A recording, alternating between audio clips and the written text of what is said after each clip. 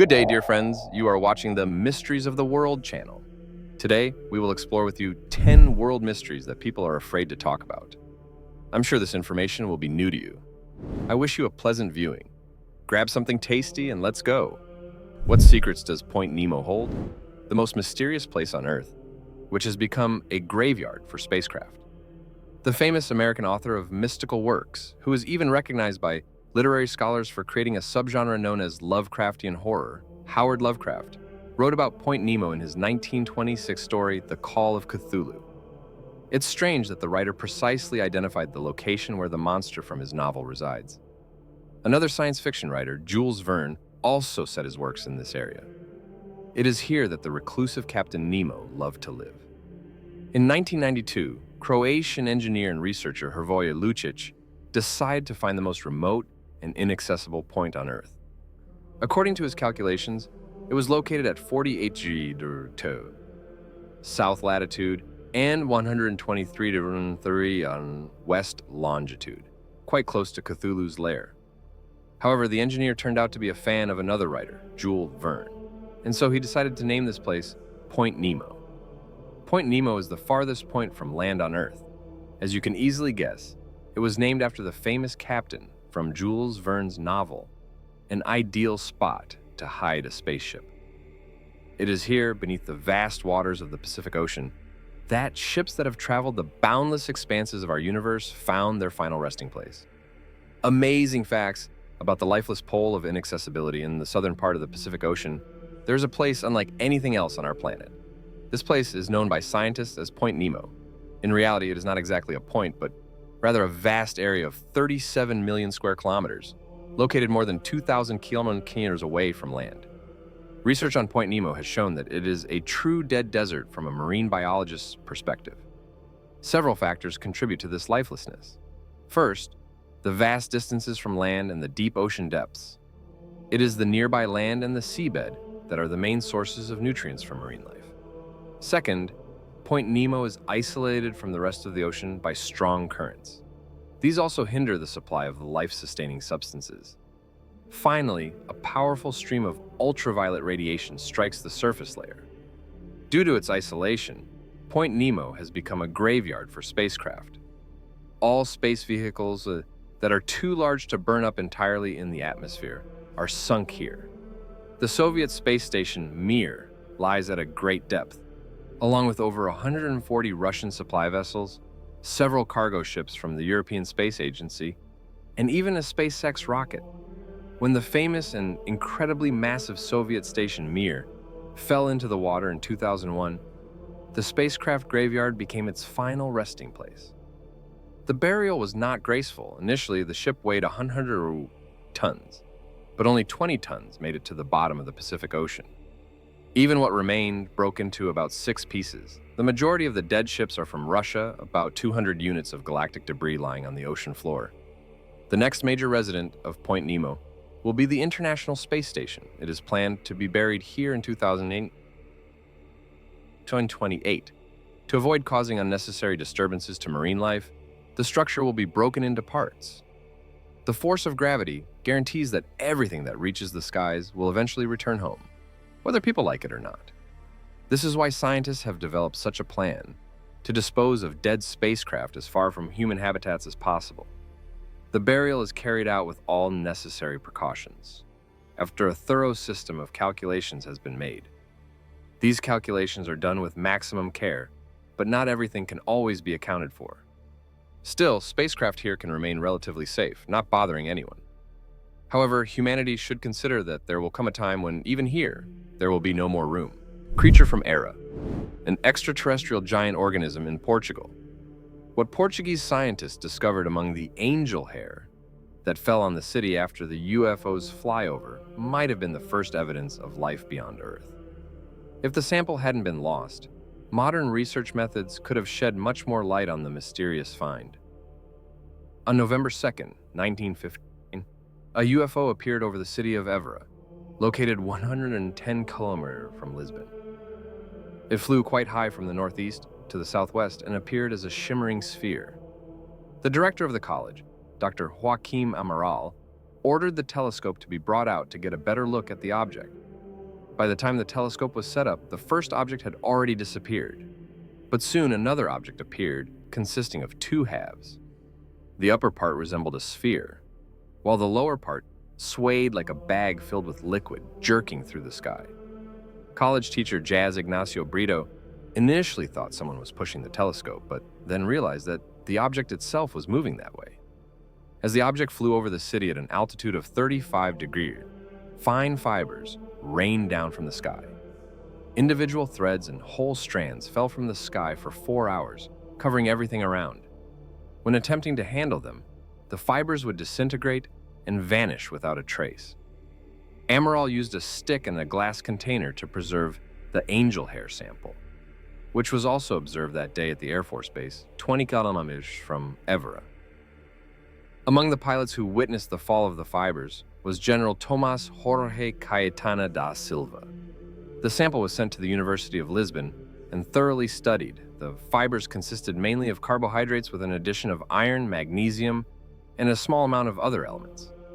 However, what was even more interesting was something the scientists in 1959 dared not tell the public. Among the fibers was an unknown creature consisting of a central core and several tentacles. The total length of its body was 4 millimeters. A color photograph of the creature from ERA appears on the cover of Professor Raoul Berenger's book titled The Door to the Zero Year. The creature responded to any touch by moving its tentacles, each of which ended in what looked like a 3-stripe glass under a microscope. And when pressed with a cover slip, it raised its tentacle upwards, seemingly trying to push away the pressing weight. The way the tentacles were attached to the core also puzzled the scientists. There was a gap, as if the tentacles began at a certain distance from the core. Biologists believed they were connected by a colorless, transparent, invisible substance under the microscope. But how did this substance transmit signals to the fibrous tentacles? Soon, the creature stopped responding to stimuli, leading to the conclusion that it had died from hunger or unsuitable earthly conditions. All attempts to preserve the remains led to changes. The tentacles began to shrivel, the organism's color changed, and the core became limp and resembled a shapeless bag. By the end of 19C, the structure of the remains no longer resembled the original. They were finally lost.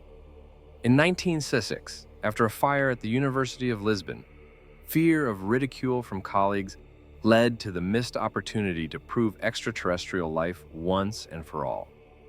And all of this, despite the very real witnesses. The mystery of the Egyptian tomb KV-55. In the Valley of the Kings, undoubtedly, the mysterious tomb KV-55, located on the western bank of Luxor, is one of the most discussed ancient sites in Egypt. The tomb was discovered in the Valley of the Kings by Edward R. Ayrton in 1907. It is believed to have been built for the mother of Akhenaten, Tia. The tomb contains several notable items, such as a sarcophagus, a gilded wooden shrine, and 2 clay bricks. These artifacts were linked to several different people, making it very difficult to determine who they ultimately belonged to. There are traces of the names of Amenhotep III, Akhenaten, Tutankhamun, Tia, and the mysterious Kia, who some believe replaced Nefertiti towards the end of Akhenaten's reign. The shrine seems to have been created for Akhenaten's mother, Tia, who is believed to have initially been buried in KV-55. The temple appears to have been abandoned after the removal of Tia's mummy. The tomb also contains magical bricks from Akhenaten, which strongly suggests that his mummy was buried there at some point. It seems that the sarcophagus itself was designed for Tia, but later modified for the person in it by adding an artificial beard. However, the map with the name of the occupant was cut out and the mask was torn off. The mummy found in the sarcophagus did not simplify the task. It is a man, but there is still disagreement about the age of the body. Later studies suggested a younger age, about 20 years, which is too young for Akhenaten. But there is some evidence that these age estimates are not very accurate. Some claim it is Akhenaten himself, while others suggest it is Smenkhkare, the mysterious ruler who ascended the throne after Akhenaten's death, but soon died after his passing. After that, Tutankhamun was proclaimed the new pharaoh.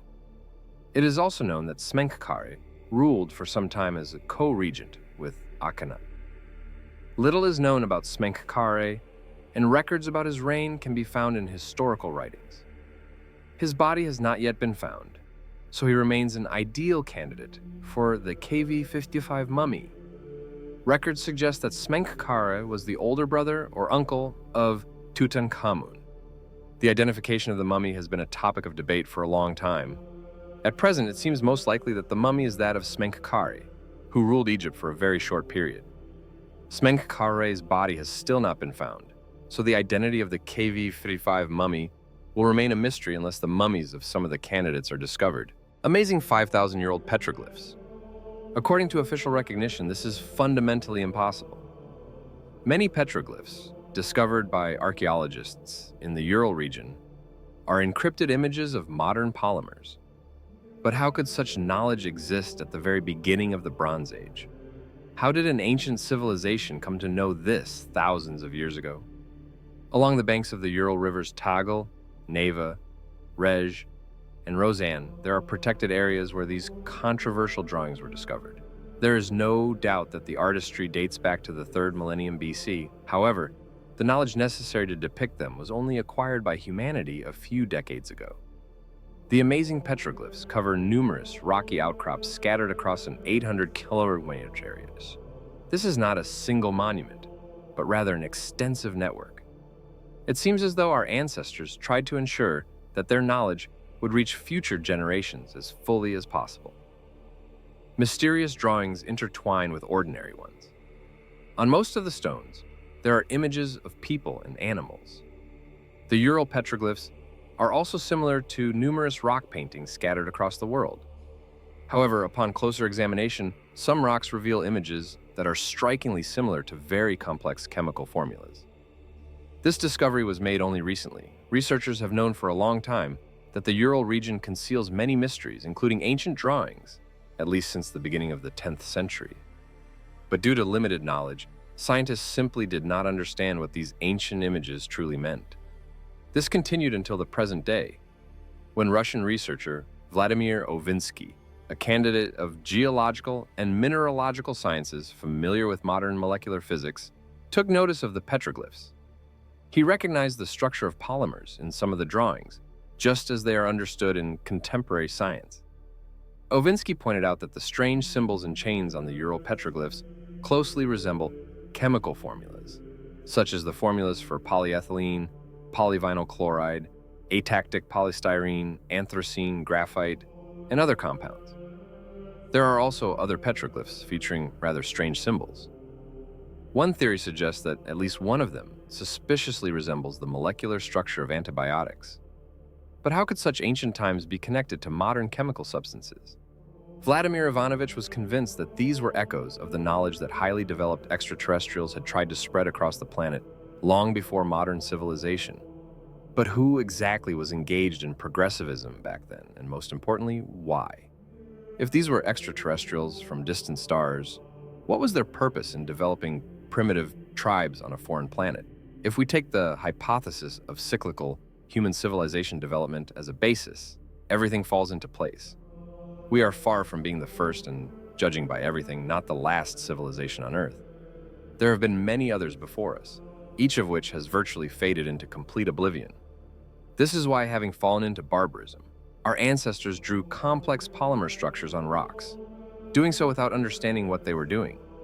Their ancestors had ordered them to do so, and so on, until this conscious action turned into a mindless ritual. This is why such complex drawings are executed so crudely and sit alongside the most primitive images. But whether this is true or not, we will never know. Giant gravity hole in the Indian Ocean. It suggests the existence of an extinct ancient sea. In the Indian Ocean, there is a unique gravitational anomaly known as the gravity hole, an area with reduced gravitational pull. This anomaly was discovered in 1948, but its origin remained a mystery for many years.